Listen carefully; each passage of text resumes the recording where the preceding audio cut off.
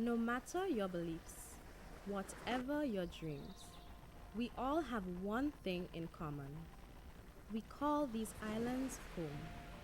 Beautiful Grenada, Carriacou, and Petit Martinique. However, they are threatened by our actions. But we can collectively begin a new path in which our economic prosperity and well being does not irreparably damage our islands. Let's use in conscious and sustainable ways so that future generations too can enjoy our home. Let's care for our environment and keep its litter free and beautiful. Let's all pledge to take action against climate change by changing our behavior and changing our lifestyles to protect our environment. Join us today and let's keep Grenada green and clean.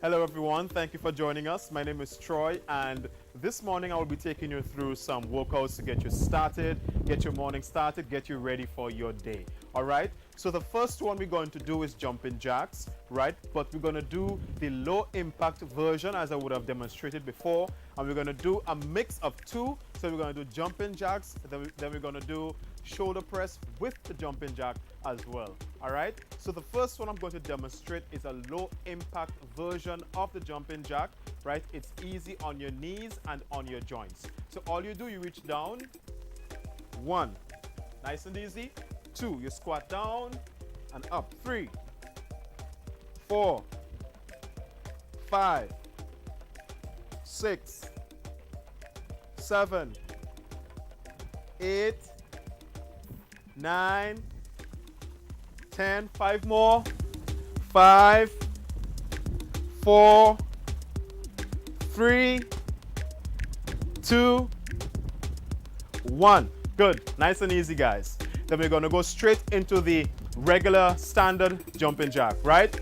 1, 2, 3, 4, 5, 6, 7, 8, 9, 10, 5, 4, 3, 2, 1.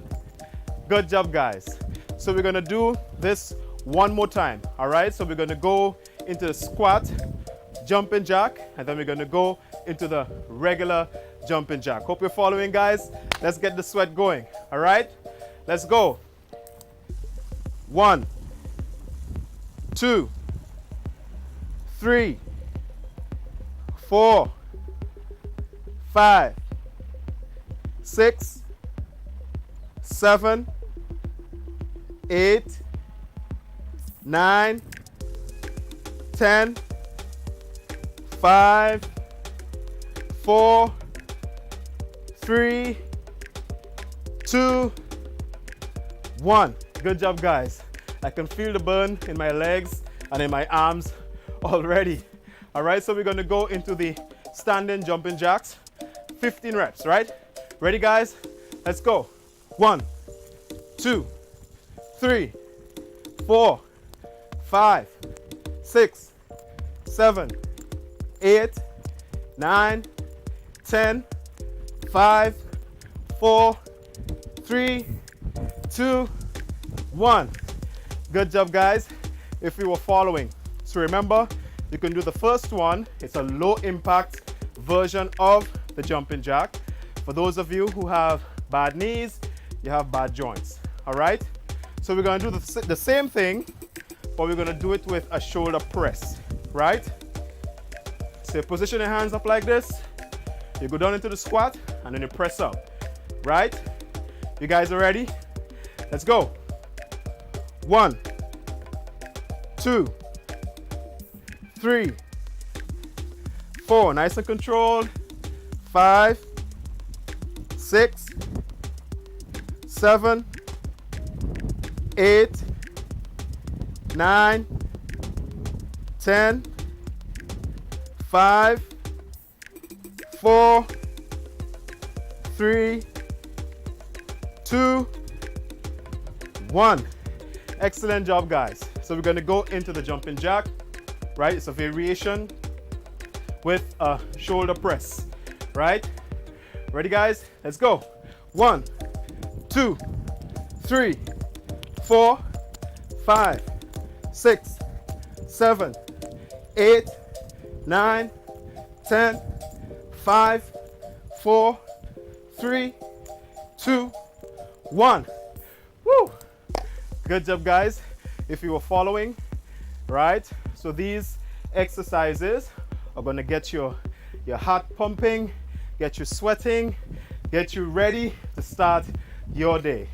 So we're going to do one more set in the last variation with the shoulder press. All right, guys, you guys are ready? Right? Ready? Let's go.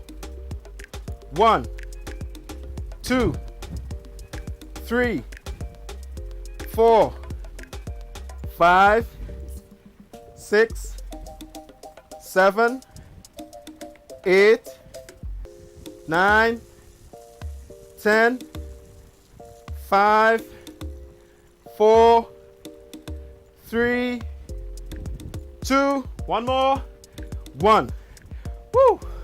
Good job, guys. Now remember, you don't have to squat too deep if you got knee joint problems, right?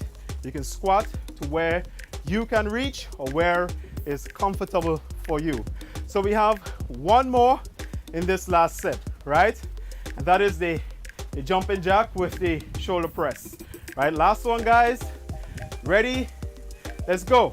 1, 2, 3, 4, 5, 6, 7, 8, 9, 10, 5, 4, 3, 2, one more, 1. Woo! Good job, guys. Nicely done. All right. So these exercises will get you ready to start your day, get your blood pumping, get you sweating, make sure that you're drinking your water and that you're making healthy choices.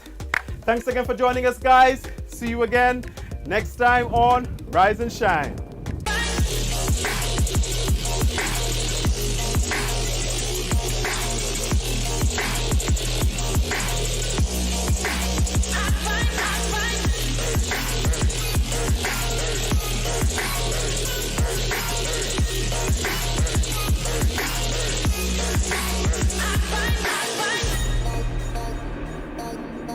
Rise and shine.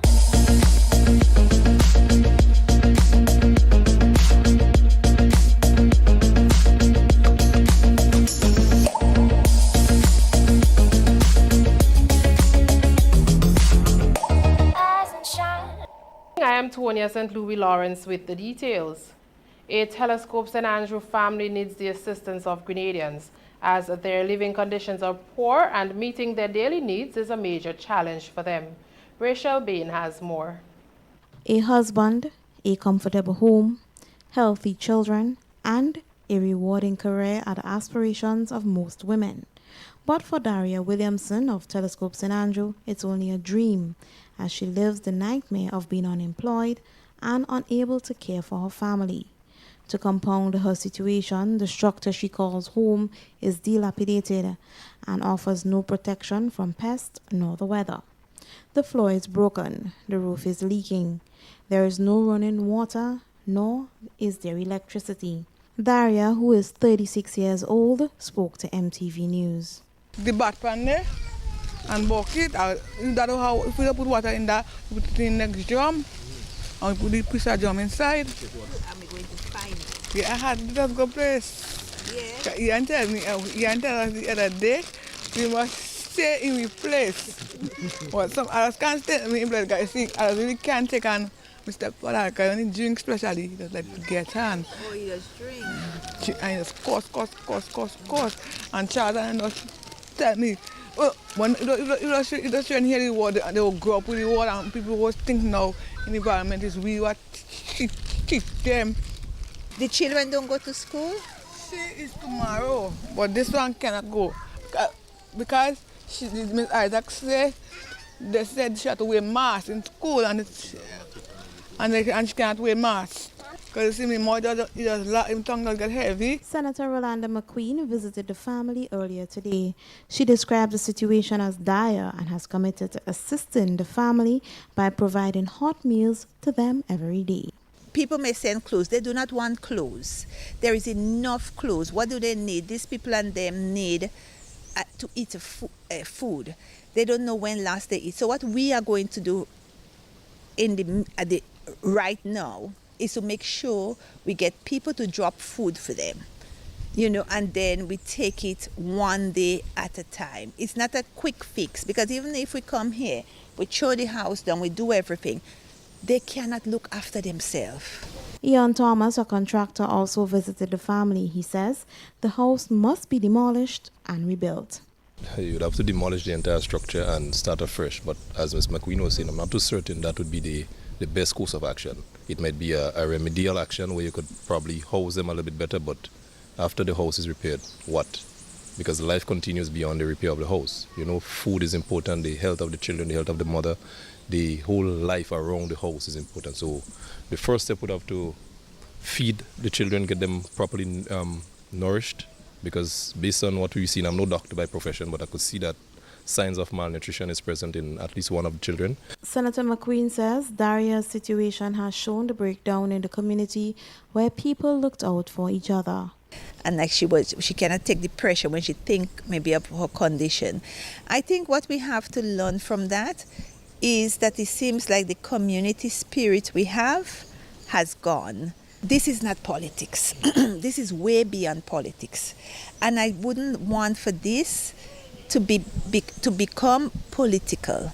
For MTV News, Rachel Bain. Legal Affairs Minister Kendra Maturin Stewart has responded to claims of lawyers not fulfilling their duties when paid by citizens to represent them in different legal matters.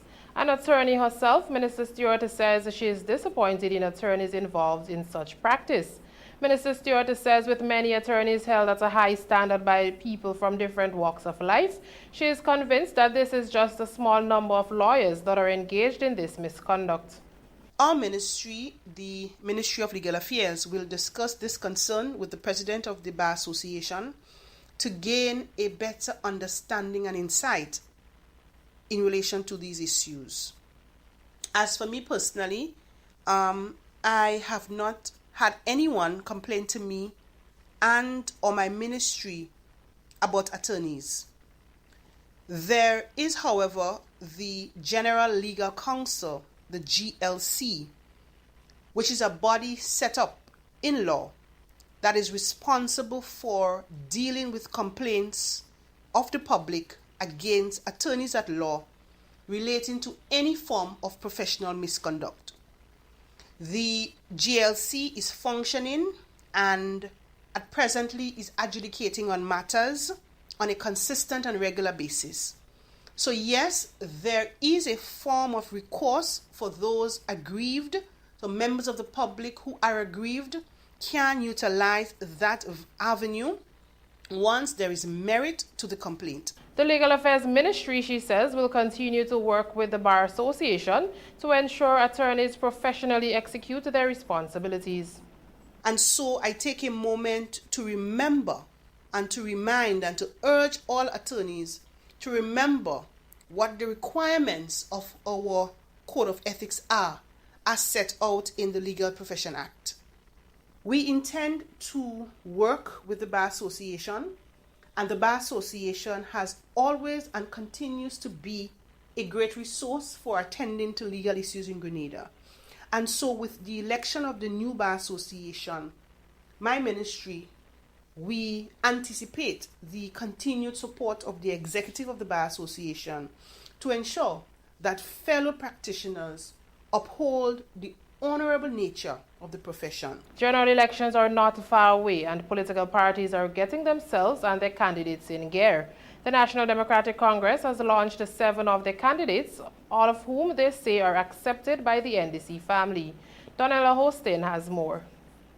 A team built with youthfulness and experience. This is what the National Democratic Congress says it is bringing to Grenadians as they get ready to go to the polls. Political leader of the NDC, Dickon Mitchell, who was officially endorsed as the candidate for St. David, reminded the public that the party is all about reigniting, inspiring, and motivating Grenadians to become more involved in nation building. He praised the other candidates for answering their call to service, namely Claudette Joseph for the town of St. George, Jonathan Lecrette for St. George's Northwest, Kireen James for St. John, Quince Britton for St. Mark, Joseph Andel for St. Patrick West, and Tevin Andrews for Carriacou and Petite Martinique. This morning, I have the pleasure of announcing to the nation some of the citizens who have taken on this call to serve in the most noble of ways, to make the sacrifice that is required for public service by offering themselves to run as candidates in the upcoming general elections. All 7 candidates delivered their acceptance speeches, highlighting their willingness to serve their communities and, by extension, Grenada. Present at the candidates' lunch was former political leader and Prime Minister Tillman Thomas, who told our news team that he is pleased with what he is seeing. I think it is a very good step in getting the party ready. I'm really impressed, and I believe with this vigor and this youthful energy, the party is in good hands. Other staunch party supporters who were also present expressed their satisfaction with the candidates thus far. I really do believe that the NDC is ready to bring the change. And a big part of that is to move Grenada forward. I feel extremely happy about where the NDC is at this moment. The number of young persons who have offered themselves, of course led by a very strong and brilliant young Grenadian. The NDC now has 8 more candidates to announce within the coming days or weeks. Wednesday's launch ended with a walk through the villages that each of the 7 named candidates will be representing. Reporting for MTV News, I am Donella Hostin. Of the 7 candidates endorsed by the National Democratic Congress today, 2 contenders are standing out most. Jonathan Lecrette, contesting the Northwest constituency, and Quince Britton, candidate for St. Mark. Here once again is Donella Hostin, who spoke of the 2 candidates who both displayed high level of confidence in themselves. It would not be an easy task, but it is not impossible. The sentiments of Quince Britton, candidate for St. Mark, one of the newest candidates endorsed by the National Democratic Congress. Britton said he entered the political arena because he had the urge to be the change he wanted to see in his community, the community of St. Mark, which historically has been dominated by the ruling New National Party. St. Mark has been a constituency historically which has been won by one political organization 38 years, and there is a lot to be desired. As a youth, seeing and hearing the many complaints from our constituents, rather than we just complain, I stepped up to the plate.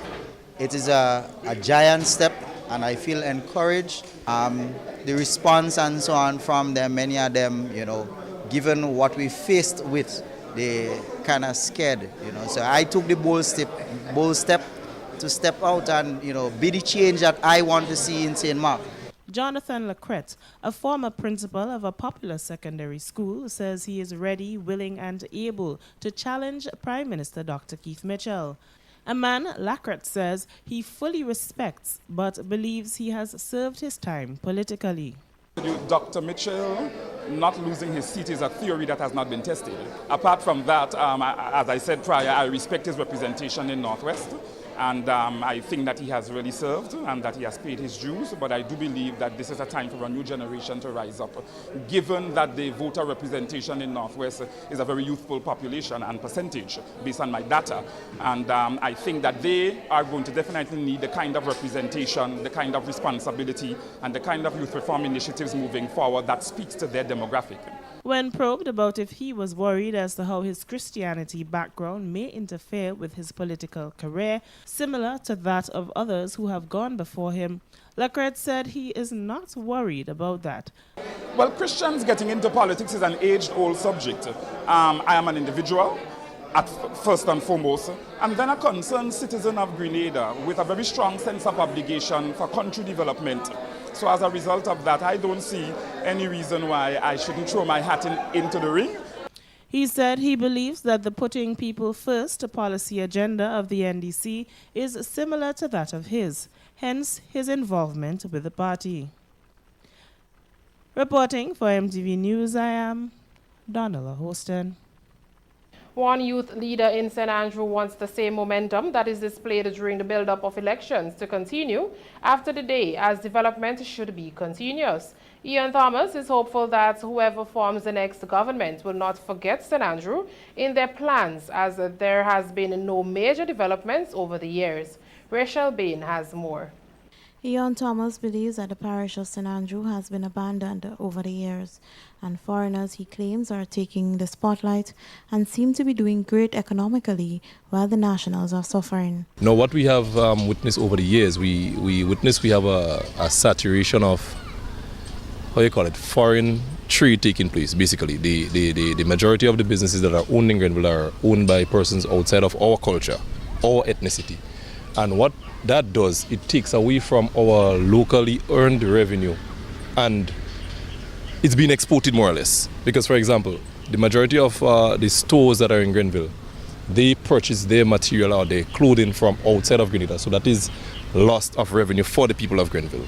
Yes, they would take the hard-earned dollars and go into the the foreign stores, the Syrian stores, the Indian stores, and these Indians and Syrians pay our Grenadian sisters and brothers next to nothing in some instances. Some folks work for probably $12 and $15 a day. Yes? And the bulk of the money is exported to the country of their origin for banking purposes, probably for shopping purposes, and we get the minute percentage of whatever it is being spent in these places. So we need to have a revisit or a relook as it relates to the composition of how the business is distributed in the town of Grenville. He says there are areas that needs to develop that will benefit Grenada in the future. Our school system is not the way it's supposed to be. It's not properly run. Our agricultural system is not properly run. Our fishermen is not properly represented. The folk of the constituency in St. Andrews is not properly represented. We still have high instances of poverty. We still have high instances of substandard housing. We still have high instances of undereducated children. We still have high instances of wrong focus when it comes to education, because we don't have the we don't have the real academic focus where our children would be able to benefit properly academically from the system that we have. Thomas is therefore requesting that the representatives for the big parish remember their duties this election cycle. Serve the people.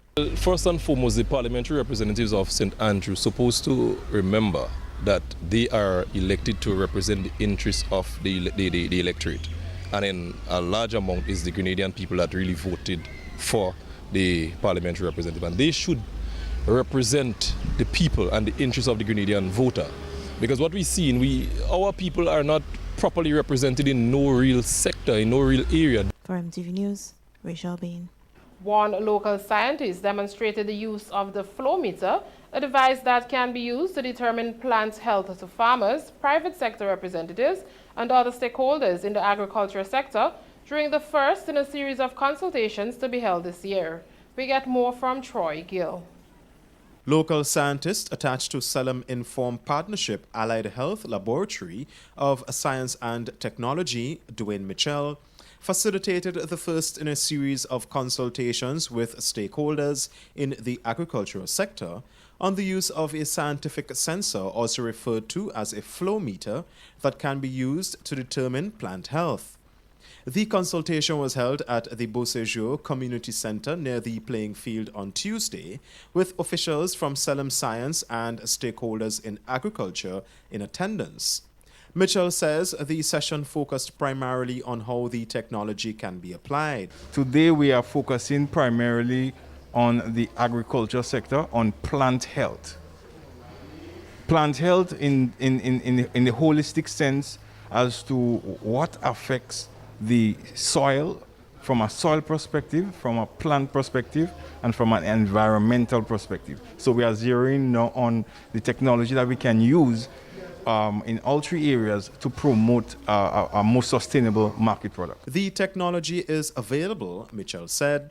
However, it is important that the beneficiaries understand its role, especially those in the productive sectors. As we speak, the technology is ready for the different subsectors, and it's just a matter now of bringing it out to the public, letting them know what is here, and taking it on with some public-private consultation so that the different stakeholders can be fully aware and to how they can implement it within their operation for sustainability. This is just the first in a series of consultations, as they intend to visit additional farmers and other stakeholders in the various communities. The next consultation will be in a matter of coming weeks, where we will be going out to the various communities, and also will be establishing the hub center and office for our network operation. For MTV News, I am Troy Gill. As Grenada prepares to host cricket test matches between West Indies and England from March 24th to the 28th, one cultural icon is planning to display Grenada's cultural talents. Ricardo Kins-Douglas says with the high number of visitors expected to come to the island's shores, they should jump at the opportunity. He spoke to our Donella Hostin about this venture. After 2 years of not having legitimate carnival celebrations due to the COVID outbreak, Grenadians may get the opportunity to participate in a mini carnival extravaganza in March. Grenada is expected to host international test cricket matches in March, and popular cultural icon Ricardo Kins-Douglas says this is an opportunity to display different aspects of Grenada's culture. And the whole idea is this came up with an initiative with the GTA and Spice Mars Corporation. We thought it would be fantastic, since the cricket is such a powerful thing and it's going international.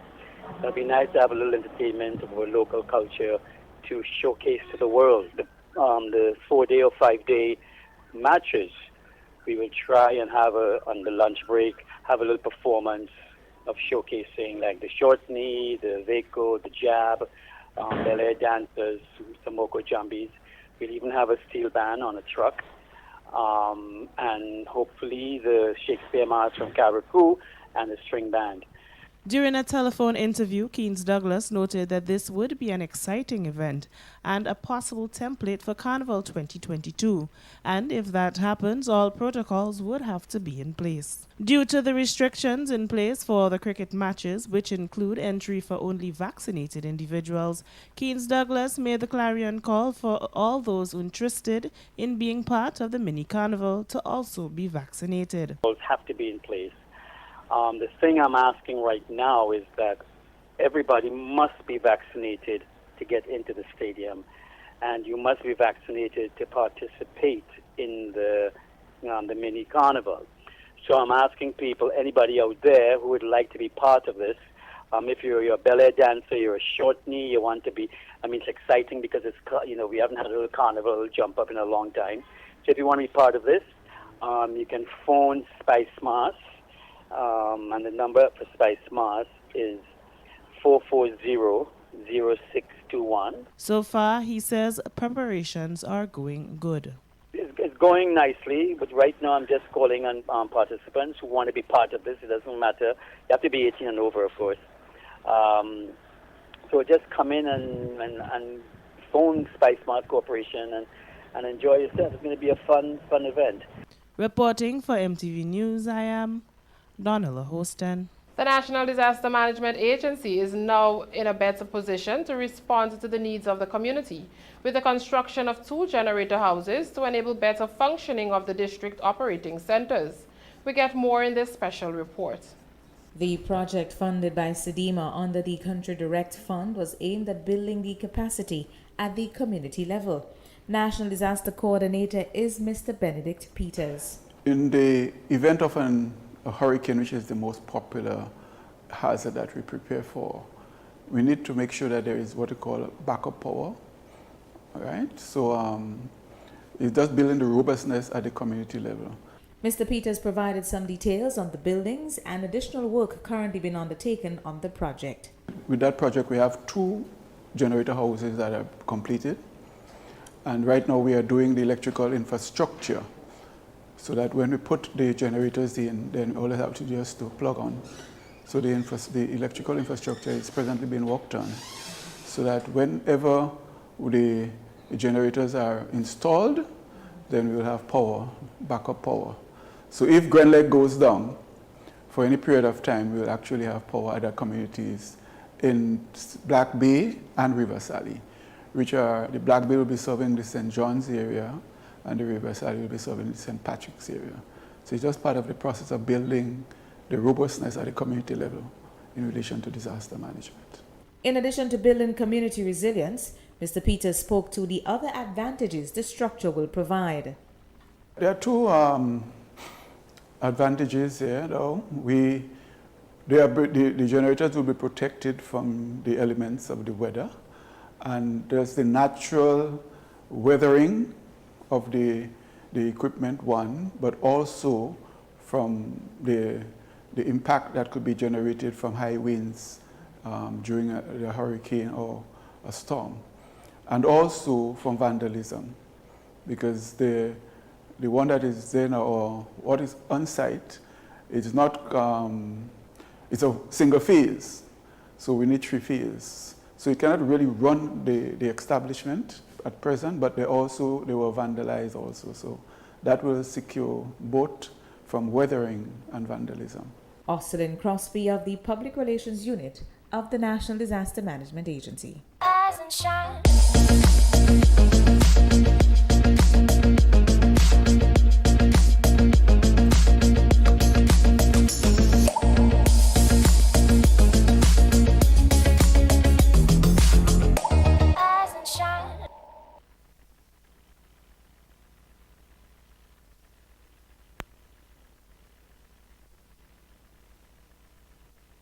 Be grateful to be alive. We are in the land of the living. So many cannot boast of that very, very precious gift. And I want to encourage us to value this gift today. Life is precious. So many people are boasting of not boasting, but rather complaining of pain and the struggles. While we have life, it may not be perfect, but we have life and we have a lot to be grateful for. So I want us to embrace that positive element today, as we always encourage you to do. It is important that we do so, as there are so many negatives around us. It's important that we find something positive to hold on to. So look for all the positive reasons, the reasons to be positive today. So I'm your host, Austin Crosby, and I'm looking forward to another morning where we share lots of information with you, give you a positive start to your day, and also help you plan. Most so importantly, help you plan how you should take on this day. We are in the dry season, yes, but we know we've been getting water. We've been getting some water. We're not complaining. I want to put this piece in very early. We are not complaining because we do need the water. So what we're going to do now is go over to the Met Office, where our forecasters will be sharing today's weather forecast with us. Good morning. Good morning.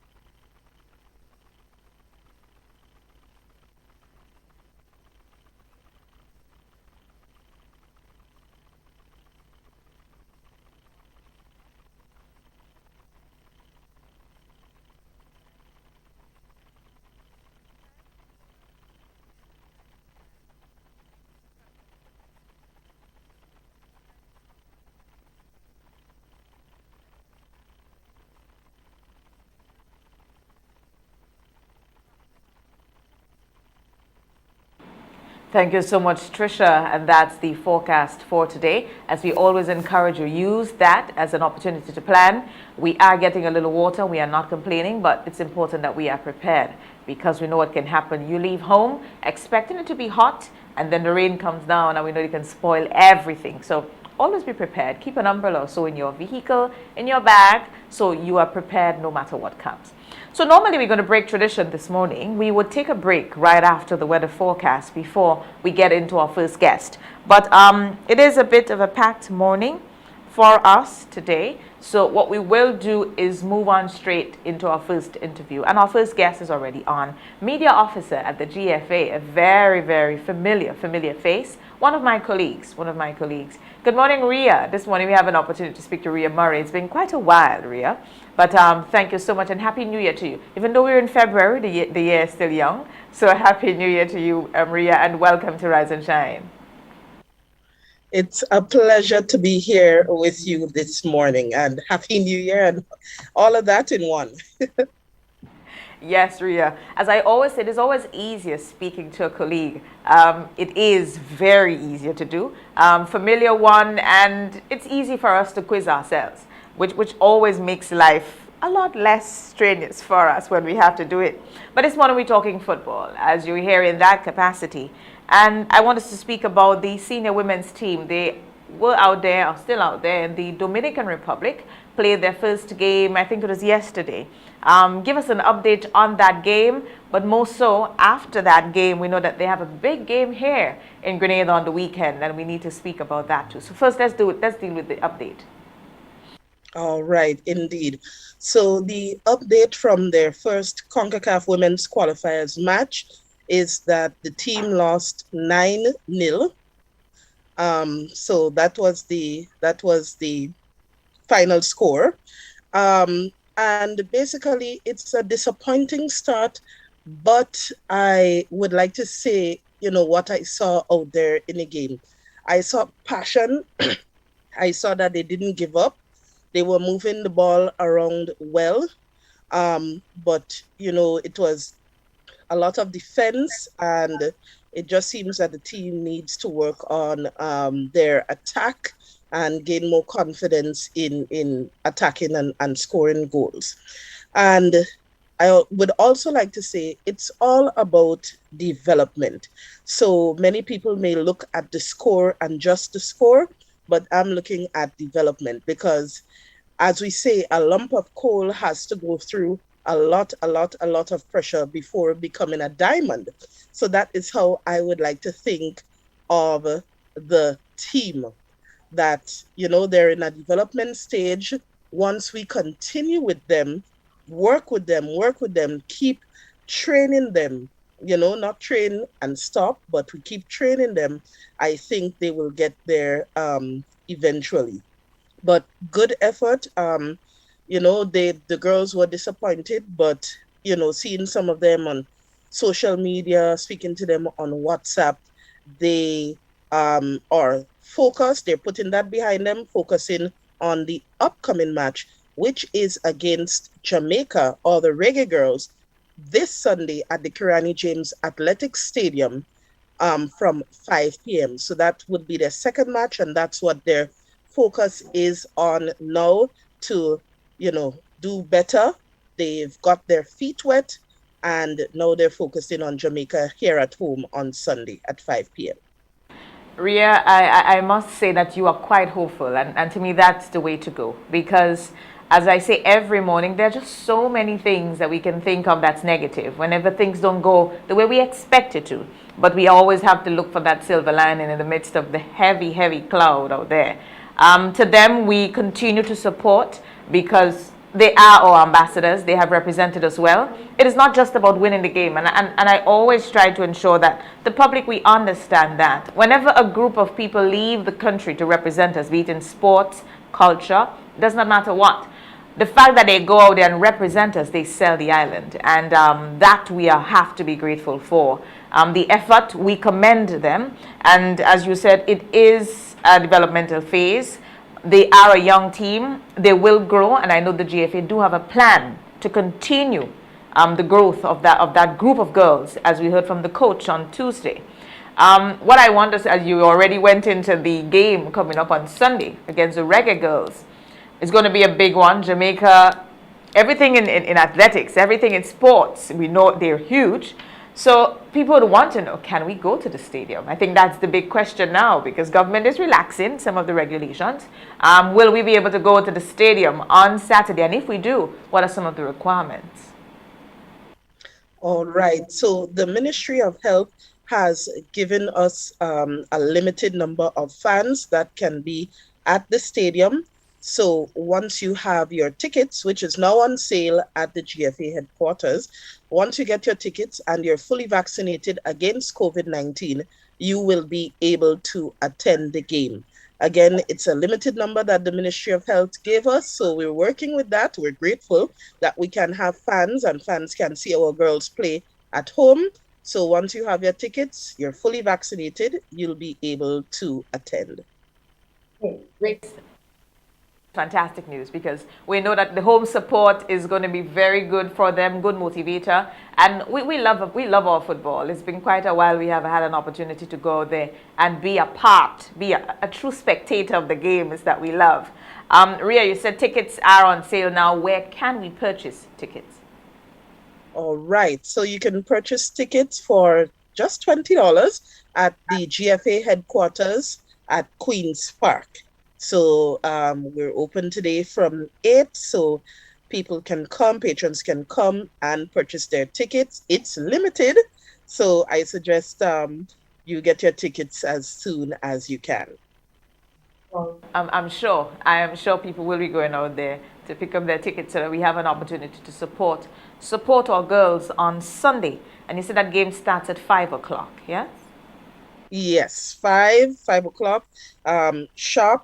So, and it's a CONCACAF qualifiers match, so everything needs to be on time. And, that's something that CONCACAF is a stickler for, so 5 p.m. sharp. All right, excellent. Ria, at the beginning of our conversation, you spoke about development of our girls.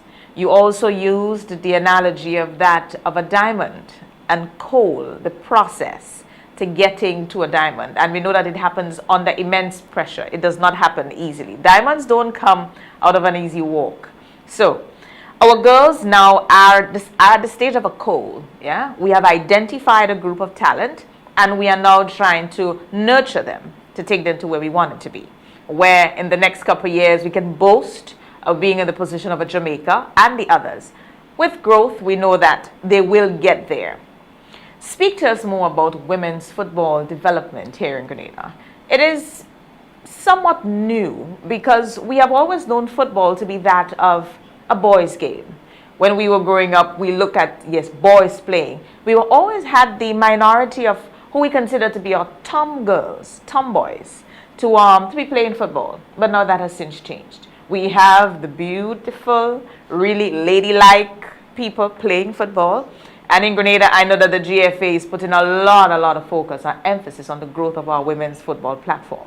Over the years, you've gone down to the grassroots to identify them, nurture them, so we bring them up. So we know that by the next 10 to 15 years, we should have a crop of a product that we are proud of. Speak to us about the growth and development of women's football here in Grenada. All right, so women's football, there is a huge push by FIFA. It is now a mandate of FIFA and CONCACAF to include women in all areas of the game, from grassroots right up to the seniors. So in the past, we have had senior women's teams and other women's teams, but now we want to formalize. So last year in 2021, we had actually 2 competitions. We went from 0 to 2 competitions here at home for women. So we had the women's 7v7 league, which was won by Boca Juniors. And then at the end of the year, we had the women's festival. And we identified talent from those 2 competitions, and some of that talent transferred to the senior women's team. And also just a little story in terms of longevity and seeing our girls progress.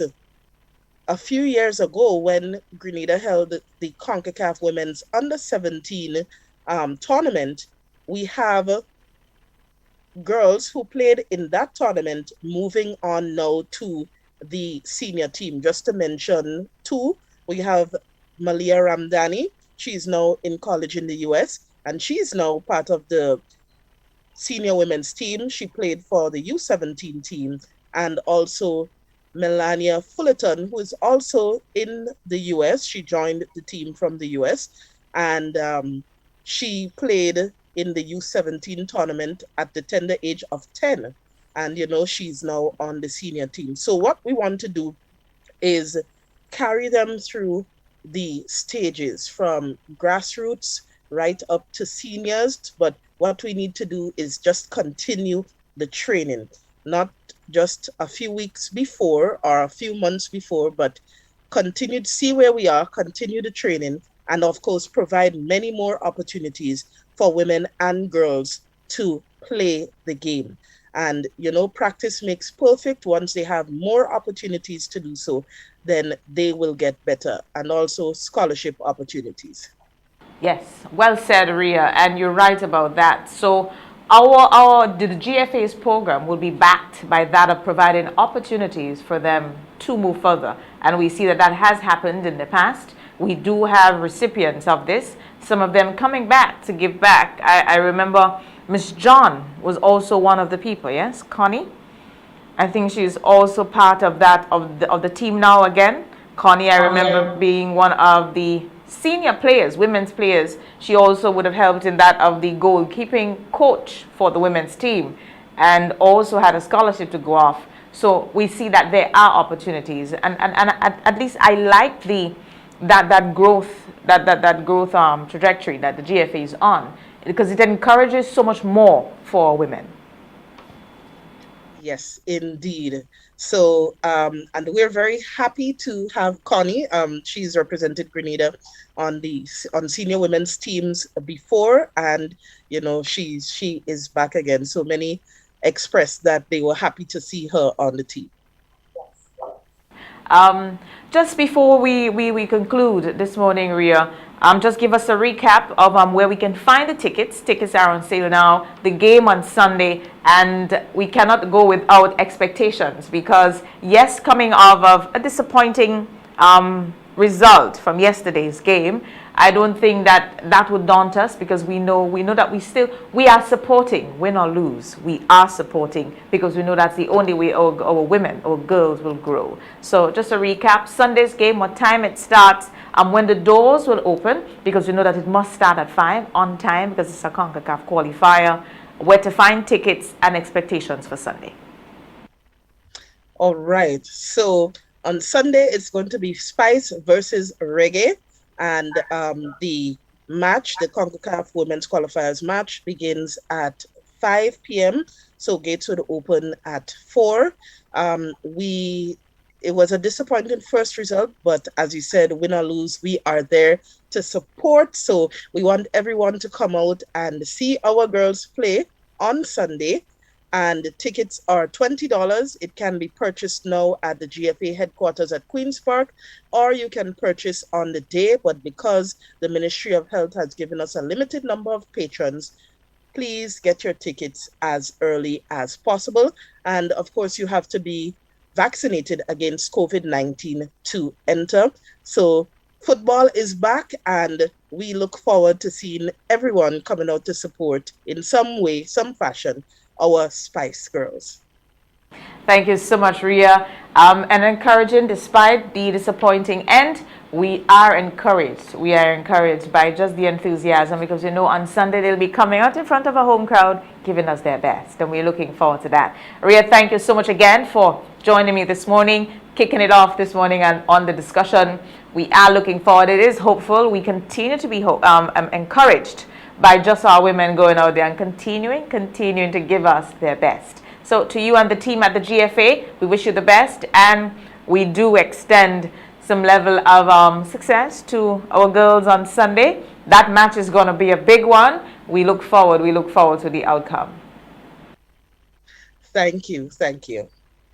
You're most welcome, Ria. We were speaking there with Ria Murray, media officer at the Grenada Football Association, the GFA, giving us an update on yesterday's CONCACAF qualifier of a girls team out there in the Dominican Republic. Yes, they lost the game, though they did, though. They are preparing for the next round of games here in Grenada against the Reggae Girls. They'll be playing Jamaica on Sunday at the Athletic Stadium, at the Kirani James Athletic Stadium. Tickets are on sale now. You can get them at the GFA for only $20. Remember, the ministry has authorized a limited number of spectators for Sunday's game. So if you know you are interested in going out there, you need to get your tickets early. Get them now. Go over to the GFA's office in Queen's Park and get your tickets. Only $20. But remember, you must be vaccinated to be able to attend the game on Sunday.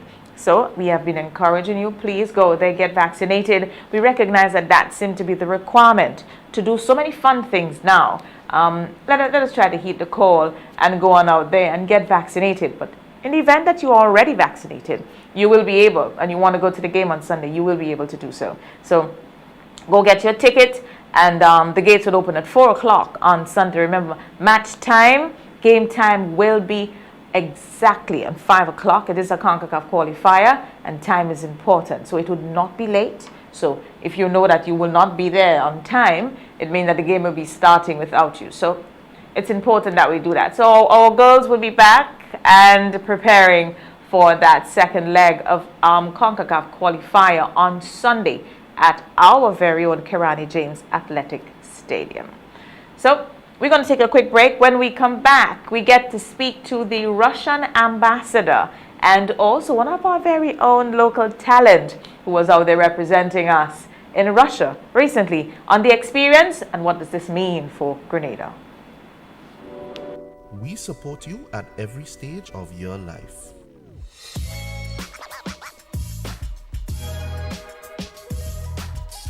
For business,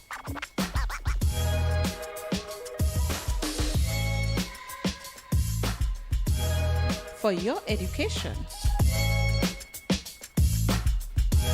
for your financial freedom,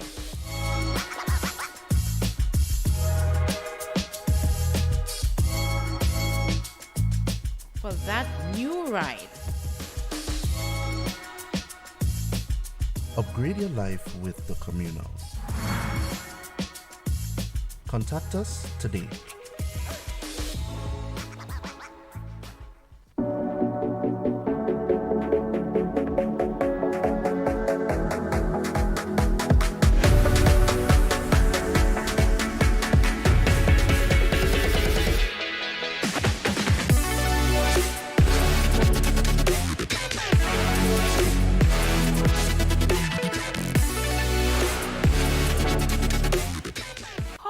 Get your electricity bill to be so low?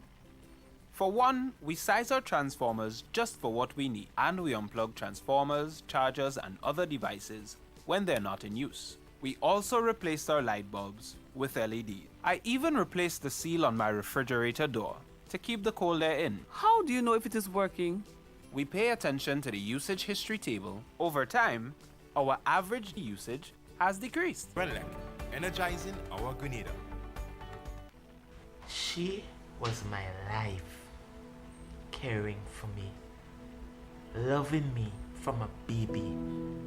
COVID came and she never left the house. She felt safe there. Just turned 80. She kept saying, "Son, go take the vaccine so you could come and see me. I miss you." And never did.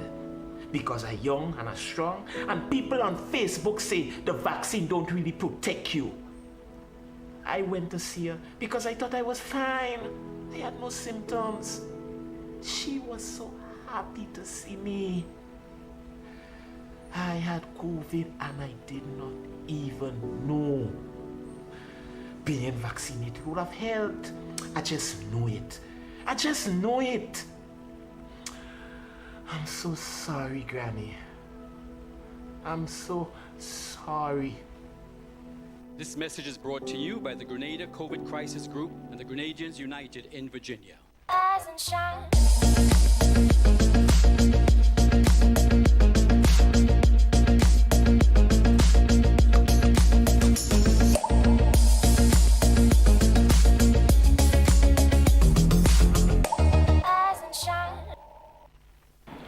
Welcome back. So, as indicated before we went on the break, we now have a discussion. It's an interesting one.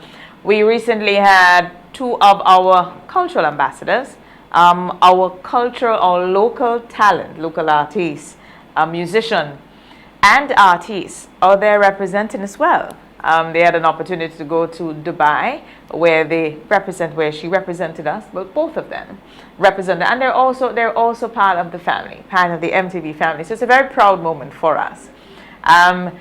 Tamara Sen Bernard Neckles and Javid Neckles from Dubai, they had an opportunity to go over to Russia, where they represented as well our culture, our music, everything Grenadian. And this morning we'll be speaking. We are just waiting for them to join us, where we will be speaking to Tammy on the experience going out there and representing Grenada, and also have an opportunity to speak to Ambassador Fear, Oleg Fear, this morning on that diplomatic connection with Grenada and Russia, and what it has done for us, what Russia, I know, continues to commit to do for Grenada, and just the presence here, what are some of the benefits for this country. So we are looking forward to this discussion. I don't think they are on as yet, but we will soon get to that stage. Once they do join us, we will be sharing some of that information with you this morning.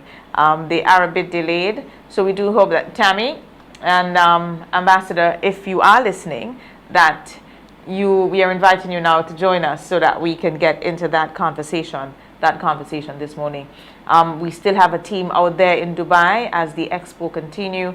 We had our culture on display, our music, all that we do. We saw elements of the jazz, we saw some traditional mass, we also had our music. We had an entire contingent going out there representing us well out there in Dubai. So to our cultural ambassadors, we say thank you. Continue to fly that flag. We do appreciate the contribution, your continued contribution in ensuring that Grenada is always alive. So we are awaiting the ambassador and Ms. St. Bernard to join us. And once they do, then we will be getting into that discussion this morning. In the meantime, I think my producer, maybe we can take in something from Tammy, a video from Tammy.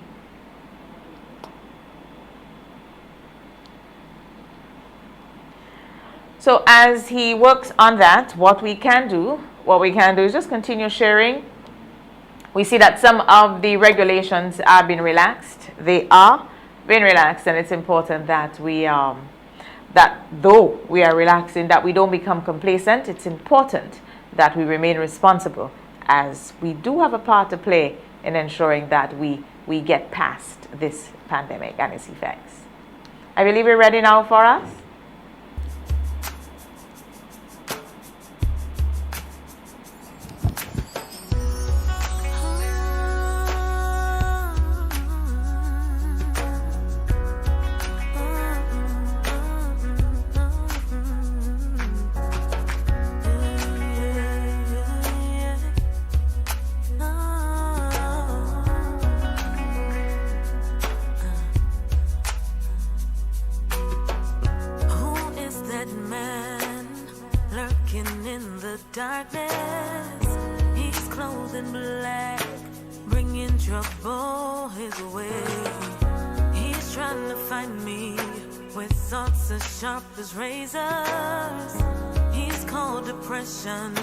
I want him to go away. Please let me be free. No negative thoughts, no evil thinking may come my way. I am the one who's going to win the battle. I'll put my love, soldiers and Jah would lead the way.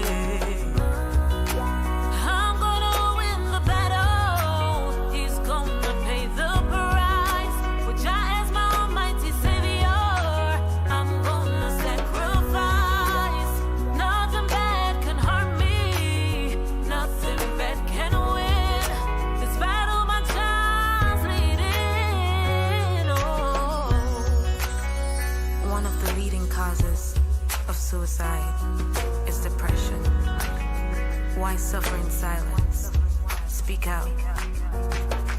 Who can it be? Yeah, waiting until I'm crying. Sadness, you see, he's taking control of my mind. He's saying cut, he's saying kill. I can't stay still. Come on to me, Jaja. Come in and bless my life. Leave me alone as I walk home. No negative thoughts, no evil thinking may come my way. I am the one who's going to win the battle. I'll put my love for soldiers and Jah will lead the way. I'm gonna win the battle. He's gonna pay the price. With Jah as my almighty savior, I'm gonna sacrifice. Nothing bad can harm me. Nothing bad can win. This battle my Jah's leading. Oh, leave me alone as I walk home. No negative thoughts, no evil thinking may come my way. I am the one who's going to win the battle. I'll put my love for soldiers and Jah will lead the way. Please let me be free. No negative thoughts, no evil thinking may come my way. I am the one who's going to win the battle. I'll put my love for soldiers and Jah will lead the way.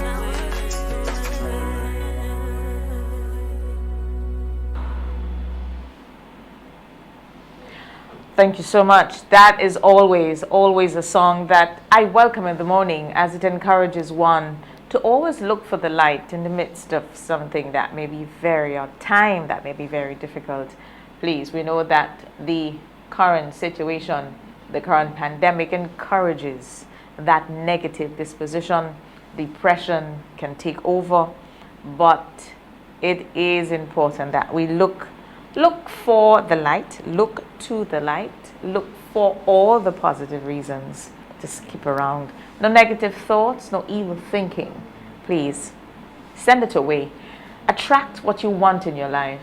Positivity. You know what everybody wants. Success. I don't think anybody wants to be miserable. Everybody wants to be happy. Attract that which you wish to have in your life. So we should be speaking now to Daisy Hazard from the Public Workers Union. I'm not sure if she is on as yet. We should also be speaking to the ambassadors. We indicated all the guests this morning are late, and we are having a bit of a challenge here this morning in getting to connect so that we can start that conversation. What we will do though is, in the meantime, just continue sharing some basic information with you, as we always do in the morning, here on MTV. We see that we have started off the year. It's only the second month, but we have recorded our first homicide for the year. Very unfortunate incident, very unfortunate incident. And as we saw in the report here on MTV on Tuesday, the family is still a bit very surprised as to the incident. The community is in shock. And whenever we know these things happen, it's not just the victim that is affected, but both families will be, as both families will lose a member, and it will affect them one way or the other. I would suggest that we continue to show support, continue to give support to both families as they go through these very difficult times. These times are never easy to deal with, and it's not a time to cast judgment or run with anything that may not be true, as we will be further traumatizing people who are already very traumatized. So I see Miss Hazard is on with us. Good morning, Miss Hazard, Public Relations Officer of the Public Workers Union. Miss Daisy Hazard, we have not spoken yet for the year, but as I said, the year is still young, so Happy New Year to you and welcome to Rise and Shine. Good morning to you, Ms. Cosby, and good morning to your viewers as well. Happy New Year. No, we have not spoken at all, and I'm very, very grateful. The union is very, very happy that we could be here with you before February ends, and we can say good Happy New Year to all. Yes, it is. Yeah, it's still young. I know we're hoping that it can stay young, but we know it will get old and it's going to go its way as all the other years. So we're here this morning to speak about issues affecting our workers. Today we want to focus a bit on statutory bodies, as they do form part of the PWU's construct. Let's speak about some of the issues that are affecting the workers. We know that the PWU continue to champion the cause, the challenges of our public officers here in Grenada, and it is never too early or too late for us to speak about it, because we know that they are affected, and now more so, worse than the other times. Yes, we do represent a number of statutory bodies and organizations, like CHAMCC in Awassa, GIDC, Bureau of Standards, Housing Authority of Grenada. I think I've mentioned everybody. I hope I have not left anyone out, because our workers at our statutory organizations sometimes say to the union, when we speak, sometimes we leave them out. And we certainly want all our workers, all our members across the Tri-Island state of Grenada, Carriacou, and PT Martinique to feel represented and to know that you are represented. When we appear on programs like this, we can only touch a bit of a tip of the iceberg, per se, in terms of representation of workers, because the work of the union is constant, it's ongoing, it's a meal that can never sleep, because the issues are always so much. Presently, we are facing a situation with the workers at GIDC, where they're a very unhappy bunch of workers, because they have not received a pay increase at all since 2018. And while workers and unions are mindful that we are still living through an ongoing pandemic, go ahead, baby. We are still living through an ongoing pandemic, and that there are workers, even right here in Grenada, who may have lost their jobs or lost their incomes or have had it reduced because of the pandemic.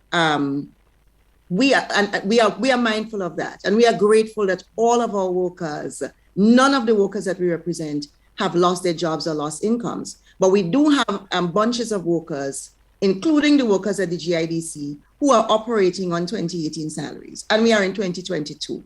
And we do not need to belabor what inflation looks like in Grenada, what it has looked like in the last 4 years, over the period of the last 4 years. These workers also did not receive any bonus at Christmas time. And we use the word bonus very, very happily, because as a public servant myself of over 30 years, it was the first time I'd received a bonus, December 2021.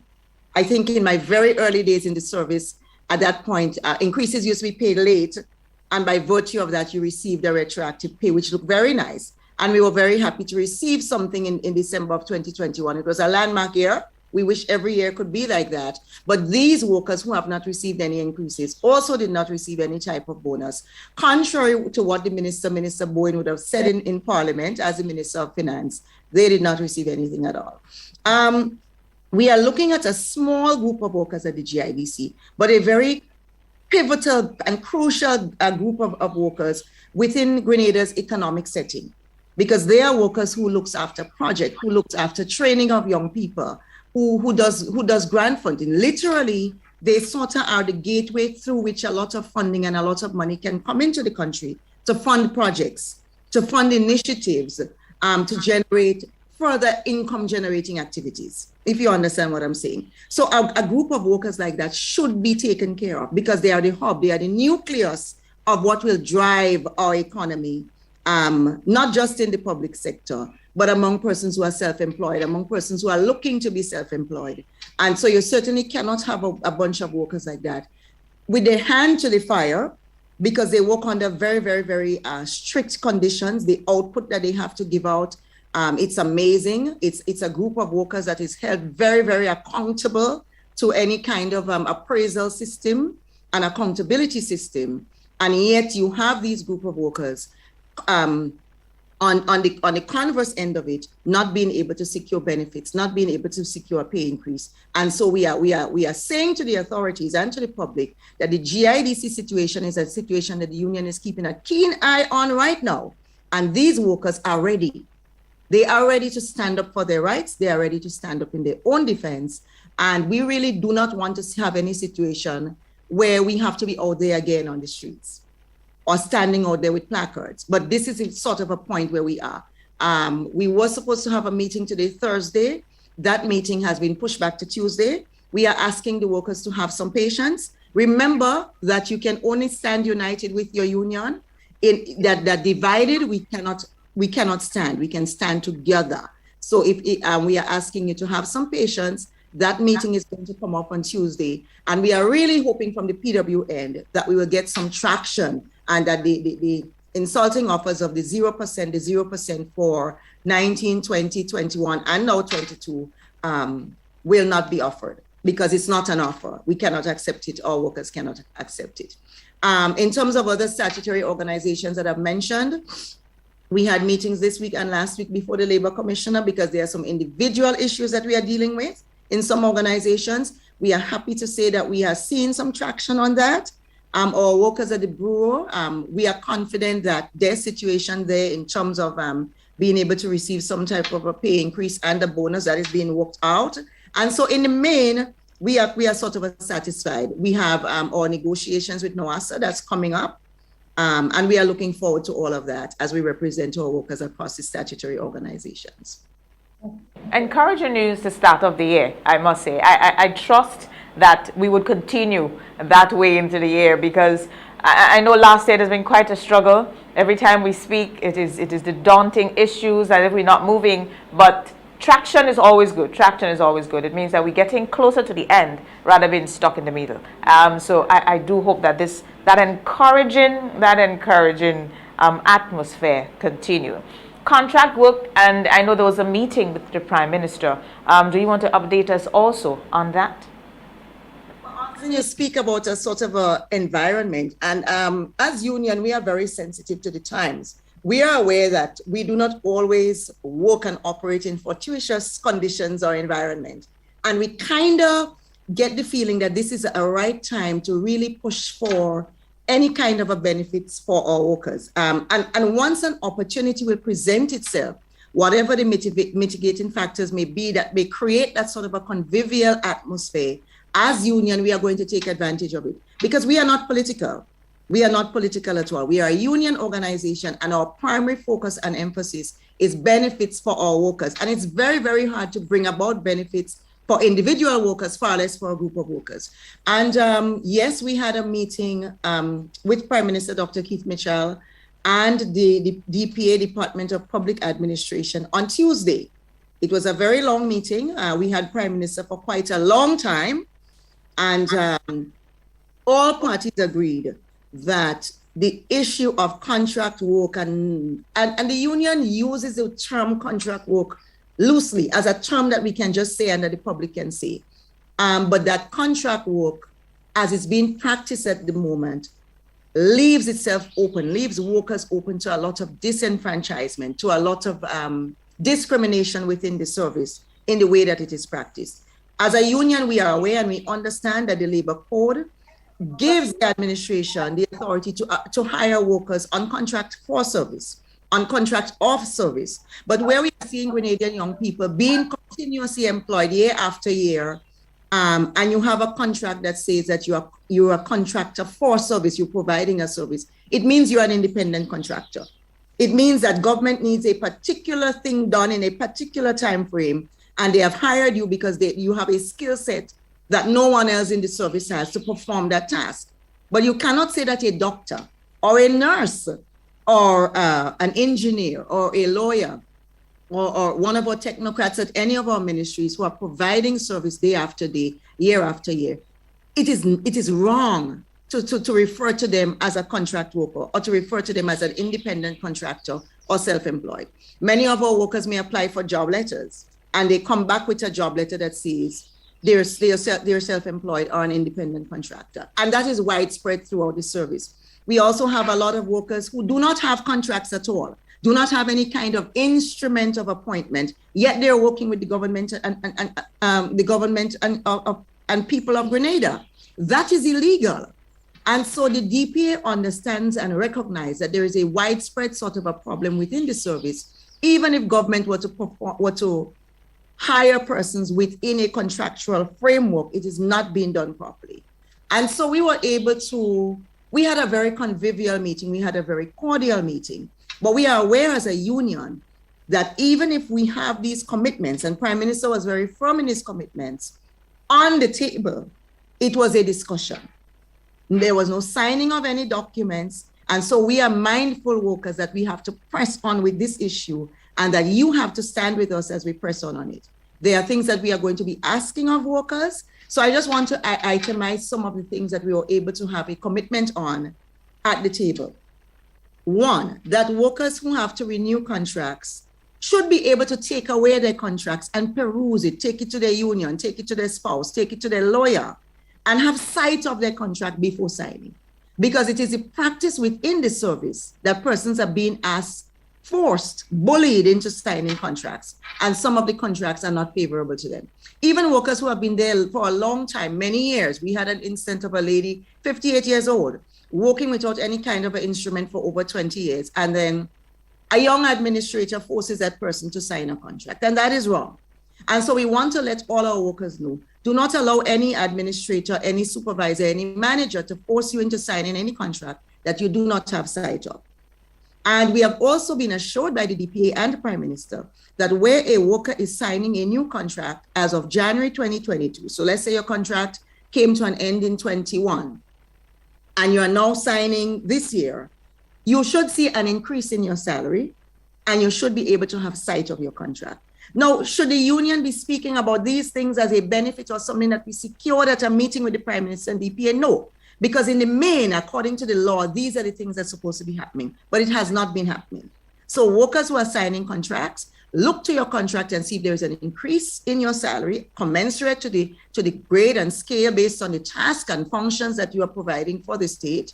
And also you have ability to take away your contract. And your contract should also not be a one-pager. It should lay out the terms, the conditions, your responsibilities, your rights as an employee while you're working under those terms and conditions.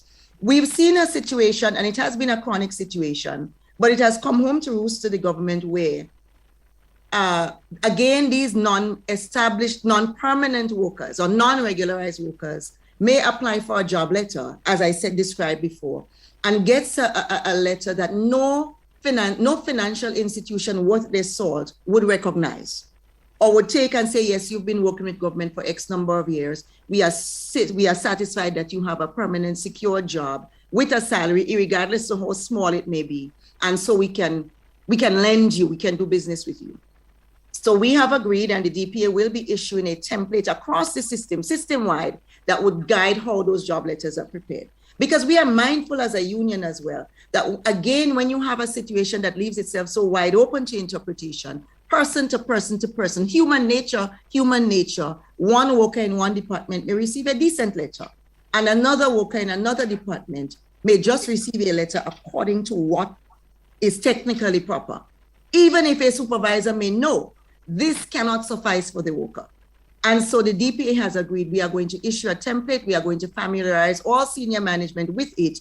And we are going to, as a union, will familiarize all our workers with that letter, that template, once it becomes available, so that everyone can receive a decent letter. We have seen where workers have already approached the GDB as a Grenada Development Bank for the loans that government made available to contract workers. Many of them have been sent back by the bank and said, go back to your PSAs to ask for a decent letter.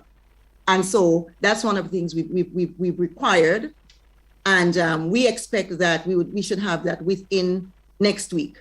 Yes. There is another matter, and we have to speak to our members about this sort of, sorry, Osman, go ahead, please. I was just saying that I have to cut you short this morning. What I'm going to do is I want us to reschedule for next week when we can continue that discussion, because I want us to speak more about the issue of the contract workers and that meeting with Prime Minister Mitchell and the DPA that was held last week, I believe. As you said, it was quite a lengthy one, and there seemed to be some interesting recommendations or agreements from that meeting. We were expecting the ambassador, the Russian ambassador, to come on this morning, and they seemed to just be in the waiting room. So I wanted to just share with us some some summary closing remarks, and let us continue this discussion next Tuesday. God's will. I will ask the team to reach out to you so that you can be rescheduled, because I need us to continue this conversation. So in closing, I just want to say again, Osby, any time on MTV with you is valuable time, and we are asking our workers to pay attention. We are very optimistic as a union about the discussions that we've had and the commitment that we've had at the table. We sent out a press release yesterday. We also would have sent a memo to our members. There is a very nice little detail about all workers who did not receive any sort of a pay increase to 4%, being able to receive that. And so that is some good news there. And so definitely I would like to come back to speak on behalf on that issue on behalf of the union. So we want to thank you, Ms. Cosby. We understand diplomacy. You can't keep the ambassador waiting. Yes. And I do appreciate you understanding. I really do appreciate you understanding. My apologies again for that this morning. But the conversation, I like what I am hearing. It is encouraging. Good news at this time is, it is best. It is best. It means that everybody's getting out of that depressive state and being a lot more hopeful. And I know for you, it is a lot, because you have to hear the complaints, and not being able to give them responses that they may want to hear can be even tougher on you, because with power comes a lot of responsibility, and you now have so many people to carry. So we do appreciate this, Ms. Hazard, and we will be speaking again on Tuesday, God's will, when we get an opportunity to continue this discussion. Good morning.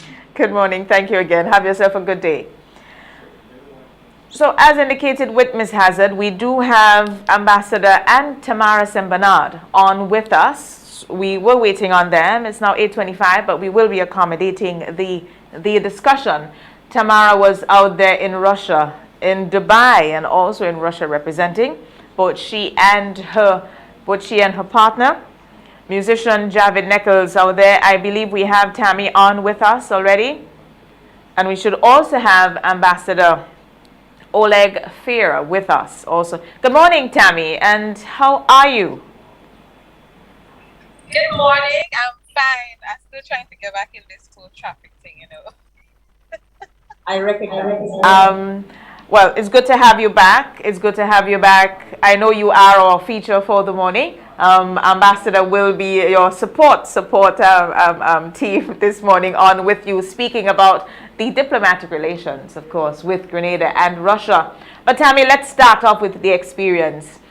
Local artists having an opportunity to cross so many borders, miles away, different culture, a whole different world. How has it been for you? It has been extremely tiring. That's one. But it has been beautiful.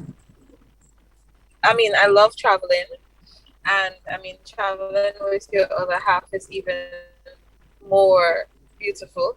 So seeing the different places, seeing their different cultures, experiencing their different way of life and their food and everything is such a beautiful experience. You know, it's really, really, really beautiful. Exposure to culture, but more so bringing your culture to a people who don't have a clue that we existed or knows very little about us.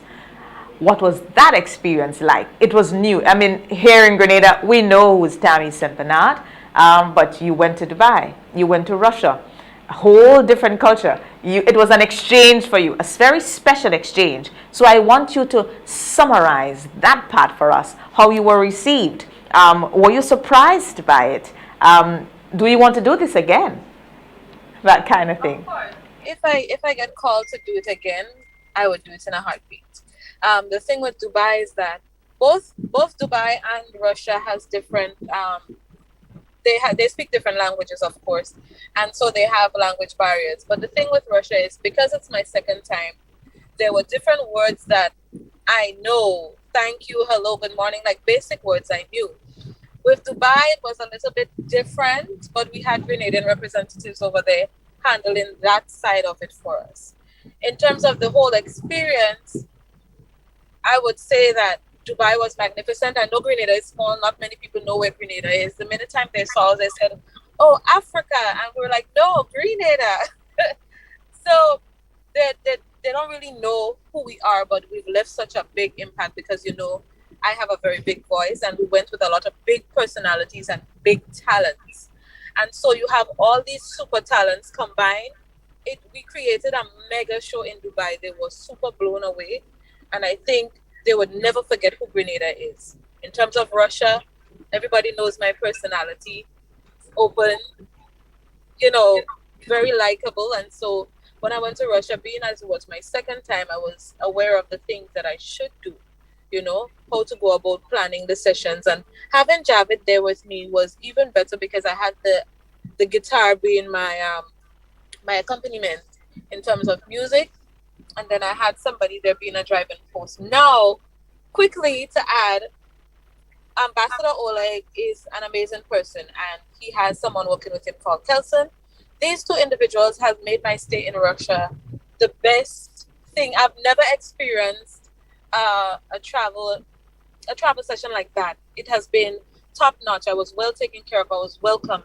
I met some really amazing people, and so having people like that in your corner and people going out into the world and seeing the different people and how receptive they are to you makes you understand that you shouldn't just limit yourself to Grenada, because there's so much more outside there for all of us and what we want to bring, you know, our talents, our careers, and so on.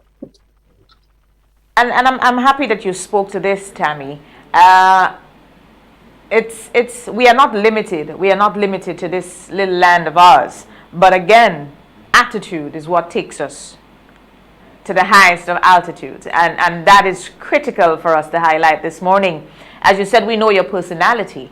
If you were this very somber, bitter, angry person, I don't think that energy would be one that would resonate with Ambassador Oleg and the team. And I don't think that your music would be welcomed either. So it's important that we know that, and we hear it so many times, attitude determines our altitude. And it has taken you far, and it can take you even further. Exactly. And you know, my passion for music is unreal. You know, and I say that because that is how I feel sometimes. Like, my passion for music goes above and beyond being a selfish person. Half of the time I don't want to do it for me, but for my country, to make my son proud, my family proud, my husband's family is proud. And half of the time I do it without even thinking about self, you know.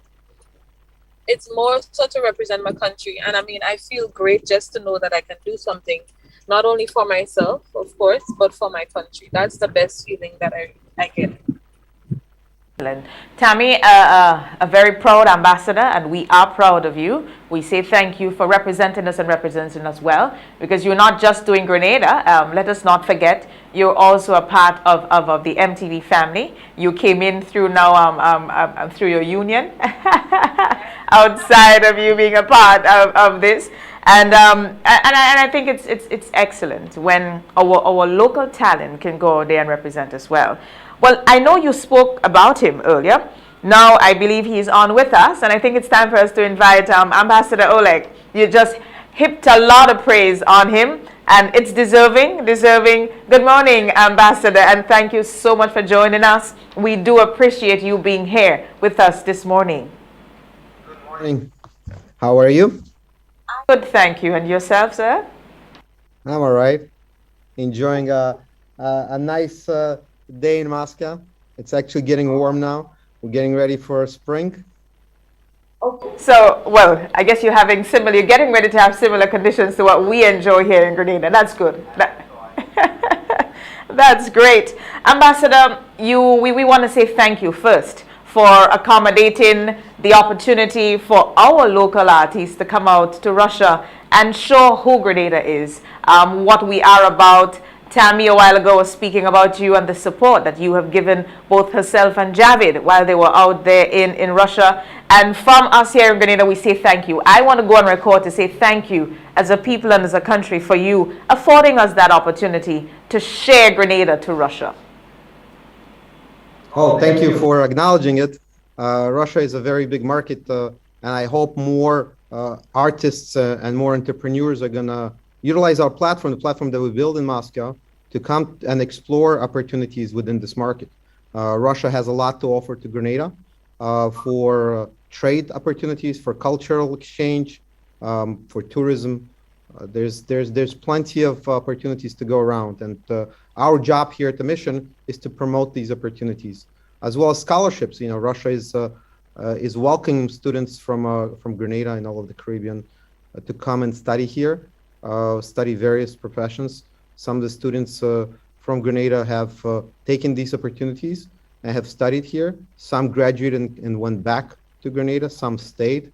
We have a growing diaspora here of Grenadians that decide to stay here and continue with their work experience and build families. I can speak to this because I do know of someone personally who studied in Russia. He has been my neighbor. We grew up together for years. So yes, Russia continues to benefit in the educational growth of our people. I wanted to speak this morning to some of the concerns that some may share on the Grenada-Russia relations. You spoke a while ago as to some of the benefits, educational, tourism, the exchange of culture. But we know that in addition to that, it has given us a lot more over the years. So let's go a bit in depth as to the positive benefits and interests that Russia-Grenada relation has given us here in Grenada, the benefits that we have derived from it. Right. So in addition to tourism, which is obvious, there's Russian tourists that come to Grenada, privately or on the cruise ships and spend money at the local restaurants, local markets, and whatnot. There's also several forums that were hosted in Grenada for Russian Eurasian investors that came to Grenada, and as a result of these forums, they ended up investing in Grenada, whether investing to become citizens through Citizenship by Investment program, or making direct investments and acquiring real estate and developing on our real estate. Some are still in the midst of thinking and planning on what to do, but there's been quite a bit of investment since we opened a mission in 2017 in Moscow. So obviously, we're a relatively new mission. We opened our doors on August 1st, 2017, but since then, we also had a pandemic that kind of threw our plans off. But nevertheless, there's been several economical forums that were hosted by an NGO that was formed in Grenada to build these ties and promote investments in Grenada. Also, contributions. There's been quite a bit of contributions that came out of Russia. We had, as you saw in the news, PCR tests that were donated early on when the pandemic started. There was also a contribution of capsules for premature babies to save lives that were contributed several years ago. And Russia continues to contribute and support Grenada on international platforms, deepen relations between the countries in the region. And our job here is to really support Grenadians and build those relationships between the countries and increase investments into Grenada. As I said, it's a huge platform, and we offer interested entrepreneurs an opportunity to come and bring their products and offer their services to this market. Russia is a very big market, a market of almost 200 million people. Moscow in itself is a city of more than 16 million people. So there's a lot of opportunities with bilateral trade and whatnot. And few examples of that is that local cocoa beans from Grenada are being imported into Russia.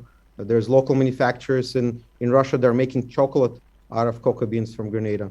Over past few years, there have been several large containers of cocoa beans that came to Moscow, and local manufacturers here are starting to produce products out of it. Same thing with rum. Local rum from Grenada is already starting to come to Moscow. Westerhole is the first brand that's coming here to Moscow. So we're excited of these few opportunities, but there's more on the horizon. And as I said, Russia is open and welcomes entrepreneurs from Grenada looking to offer their products here, and vice versa. There's a lot of products to be taken advantage of from this market. Russia is rich of various products and services, starting from technology to agriculture. Everything is available here, and our job is to make sure that it's available to locals in Grenada. And we hope that looking into the future, the more people will take advantage of it. Ambassador Oleg, thank you, because you just spoke to some of the many benefits and some of the initiatives that Russia has been have involved Grenada in. And the trade, of course, always excellent, because we know that we're always looking for new markets to share our local or our natural resources with, and also our products. But in addition to that, I recognize that you are now the Dean of the Group of Latin American and Caribbean countries in Moscow, and you spoke about so many more initiatives that are on the horizon. And I know that it may be me preempting you, but of course, good news, always we cannot contain ourselves, because we always want to hear more. And hearing so much of Tammy speaking so well of you and how she was treated, and the many opportunities that Russia can afford and continue to afford countries like Grenada, small island developing states like Grenada. I'm not sure if you want to share with us some of the opportunities or some of the initiatives that may be upcoming for not just Grenada, but the Caribbean. Said first with scholarships. Scholarships are still available. Unfortunately, we on the ground in Grenada are not doing a good job in promoting it, but they're available. There's quite a bit of scholarships available in various professions in Russia. There is afforded to Grenadians looking to study in Russia. There are the scholarships available for various degree types, starting from bachelor to specialized courses, to master degrees, to PhDs. Russia welcomes foreign students. There's quite a bit of students from all over Eastern Caribbean bloc. They're studying in Russia. And I hope that we'll see more students from Grenada. We're not seeing a whole lot of students in recent years from Grenada, because simply that we're not promoting it as we should locally in Grenada. We're also, like I said, open for trade. So trade, I hope that we're going to do more with trade. There's several interested parties that have been coming to Grenada exploring those opportunities. There's been a very successful meeting with the GIDC. There's actually several very successful meetings that have taken place with GIDC, around Theodore, on those opportunities. We have a whole pipeline of various opportunities that will result in direct investments into Grenada, creation of jobs, and promotion of trade. I think it's too early to speak to some of these opportunities, but there's an active dialogue and active discussion within the group of GIDC and interested investors and parties that want to come to Grenada and invest their resources and create jobs. Also, like I said, with trade is an important factor. So any entrepreneur that's listening to us here, we're open. They could easily reach out to the mission and discuss some of the opportunities and explore new markets.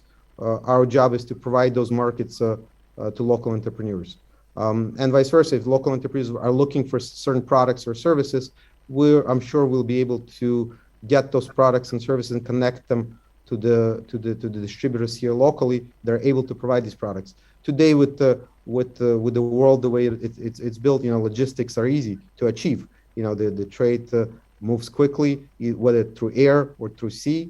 It's easily achieved. So it's not, people should not be closed-minded and open themselves up to the world without borders. So really, being able to get trade initiatives going with Russia is not a undertaking. The logistics could work. Very encouraging. Very, very, very encouraging. Thank you so much, Ambassador Oleg. Before, I know you came on here to add support to Tammy this morning, and she being the one representing us out there in Russia. The experience, I know Russia celebrated our independence just around that same time when we celebrated our 48th anniversary of independence. And as you said that you're now seeing the growing of a diaspora of Grenadian students who may not have returned, staying and continue to contribute to Russia's growth and development, and that there are still opportunities for more students to come out to Russia. As it relates to the cultural exchanges, people like Tamara and others, I know Tamara said that's her second time at Russia, going out there and representing us. How I'm sure other artists are trying to figure out when can we bring even more. So Tammy and a bigger contingent, is that possible in the future? It is. So when Tammy was here, we discussed, with interested parties here in Russia to create a festival of Caribbean culture. Me being, like you mentioned, me being a dean of a group of Latin American Caribbean countries, we're looking possibly this year or next year, depending on the pandemic situation, to do a large festival here to bring these cultures together and promote it in the region. Also, like, Tammy visited here 2 times. There was other artists that came and visited. So we're always open. Every time there's an Independence Day, we're celebrating it here in Moscow, and we do a big event and we bring performers from Grenada to celebrate with us, because our job is to promote Grenadian culture. And we do that always. In Russia, we had a exhibition of photographs from Grenada provided by National Geographic.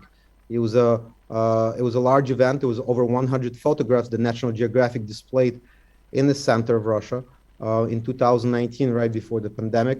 It was a whole month celebration where we celebrated 40 years of diplomatic relations between Russia and Grenada, and as a result of that, there was a big exhibition of photographs in the middle of Moscow near the Red Square, which promoted Grenadian cultures and gave a glimpse into Grenada to people that want to visit and become tourists to Grenada. So we're always open to do more when it comes to culture, and to promote it more. So definitely open to ideas. Like I said, the cultural festival that's being planned is going to be a big deal, where all of the Caribbean performers will be welcomed here, and I hope Grenada will be at the forefront of this culture event. And I hope we could do more, and vice versa. Russia is open to do cultural events in Grenada and around the Caribbean. Unfortunately, like we know, with especially with the press, there's not been a lot of good press around Russia, but it's all about people, putting political ambitions and political things aside. It's all about people-to-people exchanges. If people feel comfortable with each other, the rest is history, as they say. We'll be able to do more on our side and support those initiatives. So really, people have to feel comfortable with each other, and if people feel comfortable with each other, we could build those bridges and continue to deepen the relations. Talking about students, we have people here in Moscow that came to study in early 80s, in late 70s, and stayed here. So there's Grenadians that stayed in Russia from the 70s and 80s. So there's definitely Grenadians here that they've been here for a long time. That is what we recognize in Ambassador Oleg.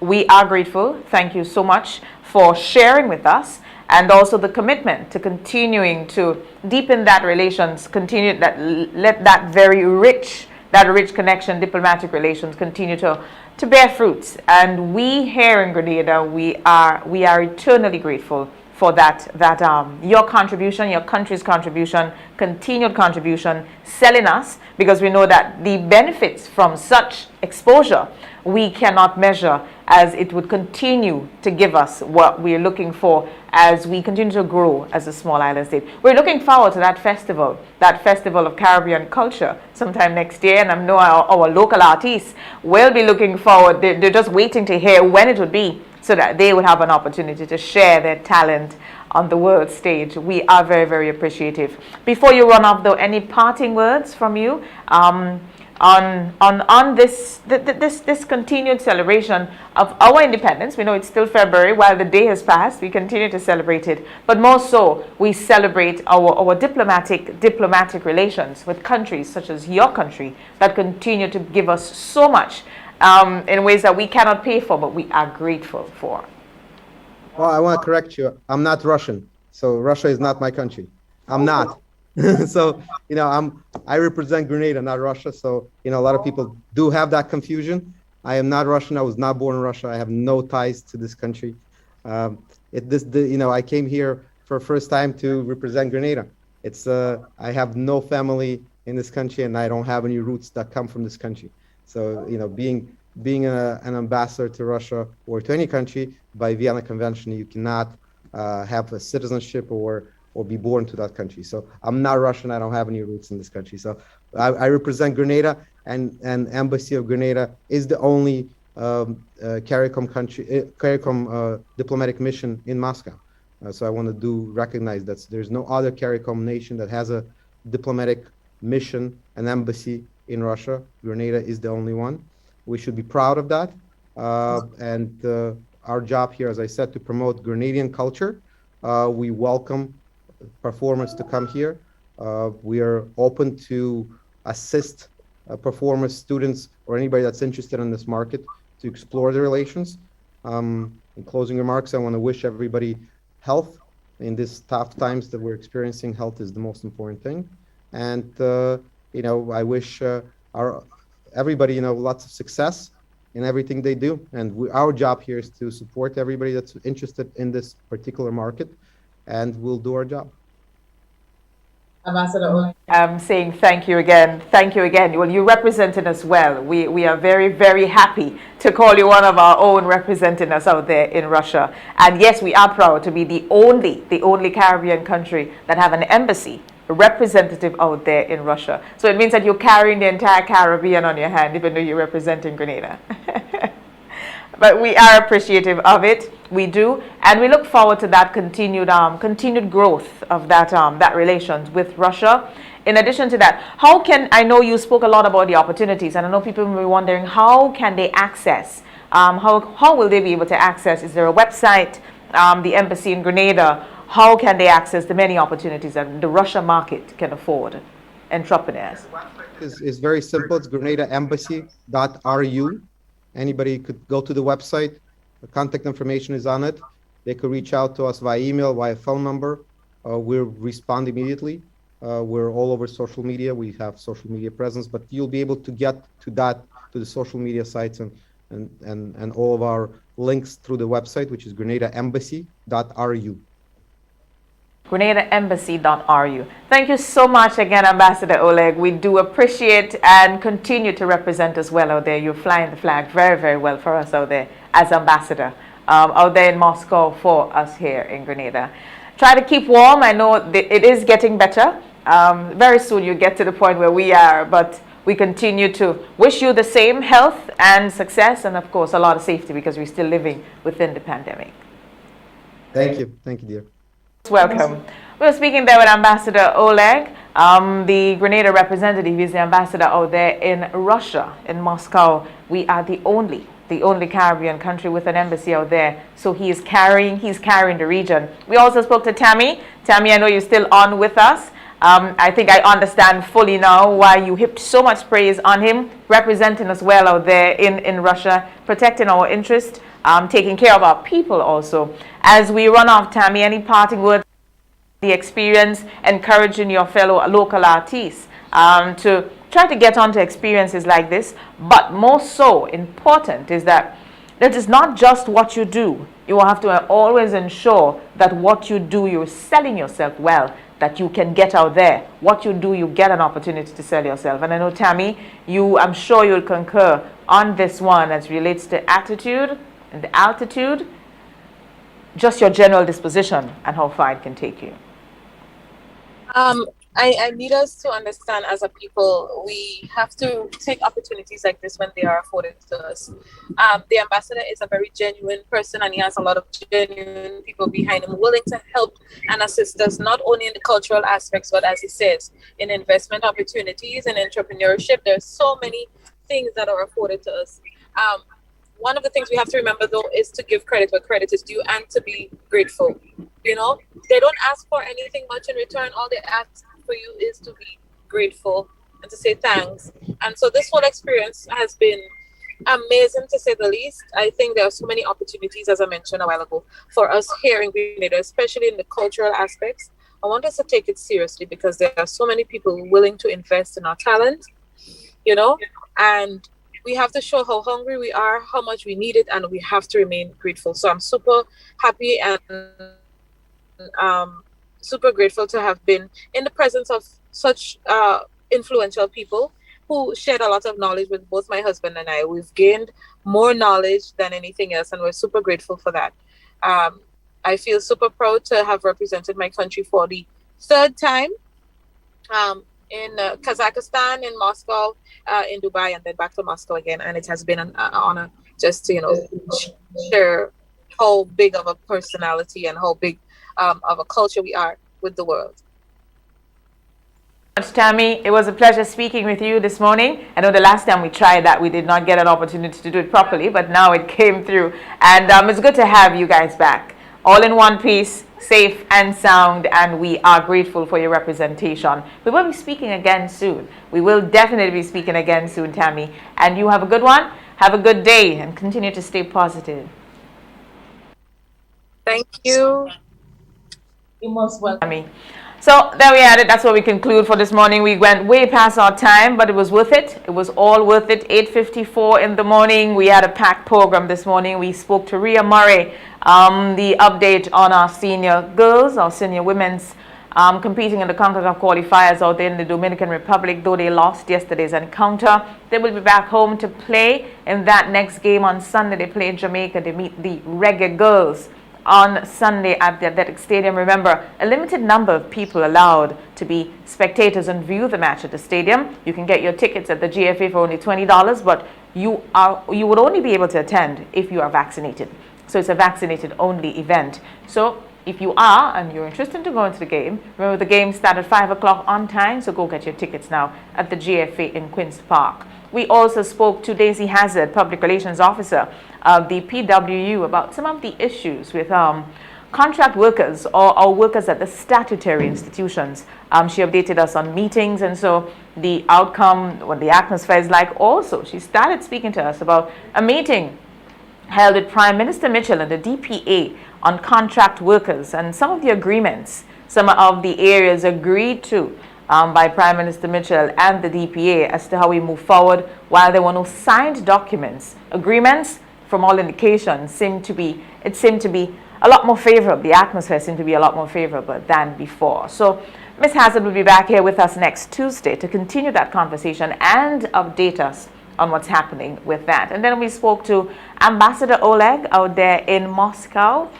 He is the Grenada ambassador out there in Russia. And we also had an opportunity to speak to one of our local artists, Tamara St. Bernard, who just returned from Russia. She had an opportunity to celebrate or share our Grenadian culture with the Russian embassy for our independence. They also represented us at Dubai. So it has been quite an interesting morning. Lot to share, lot to update you on. And it was a pleasure being here. From the team, Tanya, Chad, Elton this morning, Kishan, thank you so much for another successful program. To our corporate sponsors, thank you for supporting this program every Tuesdays and Thursdays here on MTV and Magic FM.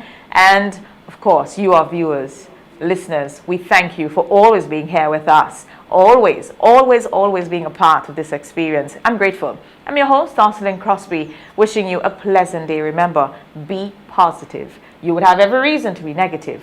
Be positive. Choose wisely. Choose positivity. Have a great day, everyone. Be safe. Please be safe. We are still living in the pandemic. Let us be safe as we continue to go about our daily lives. So, see you on Tuesday.